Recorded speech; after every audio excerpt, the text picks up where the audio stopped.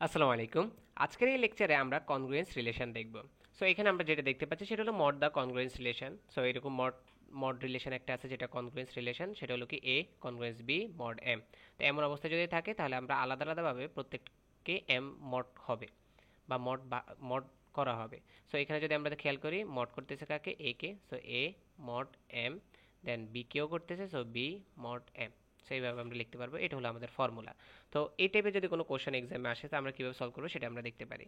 So late suppose এই স্টাইলে একটা কোশ্চেন দেওয়া হলো এখানে ধরে নিলাম 9 আছে, সেখানে -16 ধরে নিলাম আমি, দেন আমি মড করলাম 5 দিয়ে। তো এটাকে আমি কীভাবে লিখতে পারি, যদি আমি এই ফর্মুলাটা অ্যাপ্লাই করি তাহলে কি দাঁড়াচ্ছে, 9 নাম্বারটাকে মড হবে 5 দিয়ে, দেন -16 নাম্বারটাকে মড হবে আমাদের 5 দিয়ে। এটাই তো। তো এটা থেকে দেখতে পাচ্ছি যে এই দুইটা নাম্বারকে আমাদের কি করে দেখাতে হবে, প্রুভ করে দেখাতে হবে। সো আমরা যদি লেফট হ্যান্ড সাইড ধরি, ইজ ইকুয়াল টু এখানে কি আছে, 9 মড 5। সো আমরা মডের সূত্র জানি, মডের সূত্র আমরা এক্স মড যদি ওয়াই হয় তাহলে x minus y into floor of x divide by y. So এটা যদি আমরা অ্যাপ্লাই করি তাহলে আমাদের দাঁড়াচ্ছে এক্সের জায়গায় 9 আসবে, মাইনাস আমাদের এখানে 5, দেন 9 ডিভাইড বাই 5। সো এখান থেকে যদি আমরা হিসাব করি 9 মাইনাস 5 ইন্টু আমাদের এখানে 9/5, মানে 5 দিয়ে 9কে যদি ভাগ করি তাহলে 1 পয়েন্ট সামথিং আসে। সো আমরা যদি ফ্লোর ভ্যালু হিসাব করি তাহলে আমাদের এখানে 1 আসতেছে। তো 9 থেকে 5 গেলে আমাদের এখানে কত আসে, 4 আসে। এখন আমরা যদি রাইট হ্যান্ড সাইড বের করি তো ওইখানে দেখা যাচ্ছে যে মাইনাসের ভ্যালুকে মড করা হইতেছে, -16 মড 5। তো এটাকেও ঠিক সেমভাবে আমরা লিখব। তো সেটা হলো প্রথমে আমরা -16 লিখলাম, দেন -5, দেন ফ্লোর অফ -16 ডিভাইড বাই 5। এর পরবর্তীতে -16 -5। এখন আমরা যদি খেয়াল করি আমরা এই মাইনাসটাকে কমন নিয়ে নিতে পারি। আমরা যদি এই মাইনাসটাকে কমন নিয়ে নিই তাহলে আমরা জানি যে ফ্লোরের ভিতরের কোনো ভ্যালু থেকে যদি মাইনাস কমন নিয়ে ফ্লোরের বাইরে নিয়ে আসা হয় তাহলে সেটা সিলিং হয়ে যায়, আবার সিলিংয়ের ক্ষেত্রে সেটা উল্টো হয়, ফ্লোর হয়ে যায়। সো এটা সিলিং হয়ে যাবে। সো সিলিং হয়ে গেলে আলটিমেটলি কী দাঁড়াচ্ছে, 16 ডিভাইড বাই 5। সো আমরা মাইনাসটা কমন নিয়ে আসলাম, এখানে সিলিং হয়ে গেল। এর পরবর্তীতে যেটা করা যায়, -16 এখানের মধ্যে যে মাইনাস আছে মাইনাসে মাইনাসে আমরা কী করে দিতে পারি, প্লাস করে দিতে পারি, দেন +5। +5 দেওয়ার পরে আমাদের এখানে সিলিং অফ 16 ডিভাইড বাই 5। তো সিলিং অফ 16 ডিভাইড বাই 5 এর ভ্যালু কী হবে, 5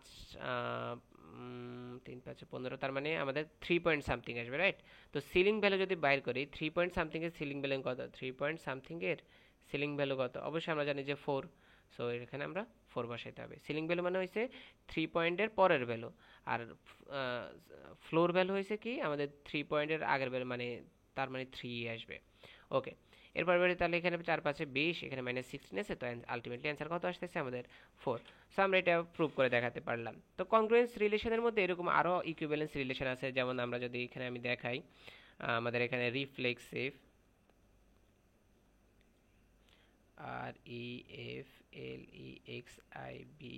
রিফ্লেক্সিভ ল যেটা আছে সেটা কেমন, সেটা হলো আমাদের এটাকে বলা হয় রিফ্লেক্সিভ ল। দেন আমাদের এখানে যদি আমরা আরেকটা ল দেখি, সিমেট্রিক ল। তো সিমেট্রিক লটা কেমন, যদি এ ইকুয়াল ইকুয়াল বি হয় তাহলে বি ইকুয়াল ইকুয়াল এ। ওকে।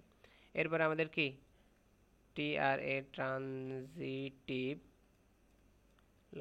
তো এমন টাইপের ল এর ক্ষেত্রে আমরা কি লিখতে পারি, লেটস সাপোজ এখানে এ, আমাদের এখানে কনগ্রুয়েন্স বি কনগ্রুয়েন্স সি, তাহলে এটাকে লেখা যায় এ কনগ্রুয়েন্স সি।